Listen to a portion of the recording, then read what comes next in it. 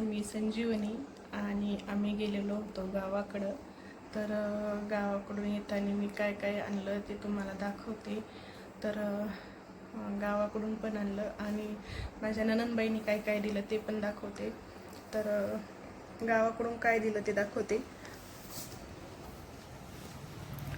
तर हे इथं मी ताक आणलं होतं, एक बरणी भरून. घरचं ताक होतं म्हणून घेऊन आले. त्यानंतर इथं नारळ दिले होते. तर हे नारळ खूप छान आहे, त्याच्यामध्ये भरपूर पाणी निघतं. त्यानंतर इथे पपया दिल्या होत्या आणि इथं भाकरीसोबत खाण्यासाठी कैऱ्या, खूप छान कैऱ्या आहेत. आणि रामफळ, त्यानंतर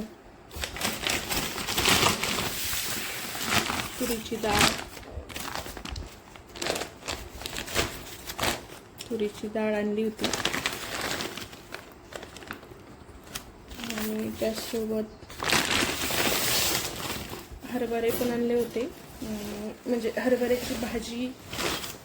तर मग असे घुगऱ्या बनवून खायला खूप छान लागतात हरभरे. तर हे कच्चे हरभरे आणले होते मी.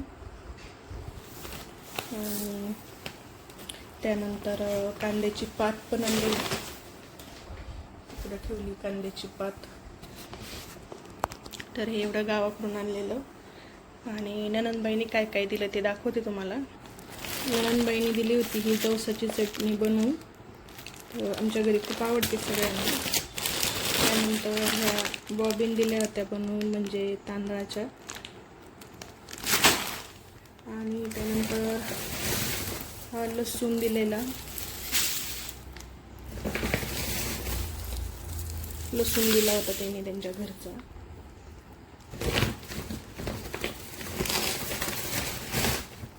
अजून 2 पेंड्या आहेत लसणाच्या, तो लसूण भरपूर दिला. त्यानंतर इथे ह्या गव्हाच्या पापड्या बनवून दिलेल्या, ह्या थोड्याच दिल्या गव्हाच्या. आणि ह्या बाजरीच्या पापड्या. तर बाजरीच्या पापड्या भरपूर दिलेल्या आहेत, तर गव्हाच्या काही जास्त आवडत नाही म्हणून मी थोड्याच आणल्या. त्यानंतर इथे ननंदबाईंनी ना ज्वारीच्या पापड्या दिल्या होत्या बनवून.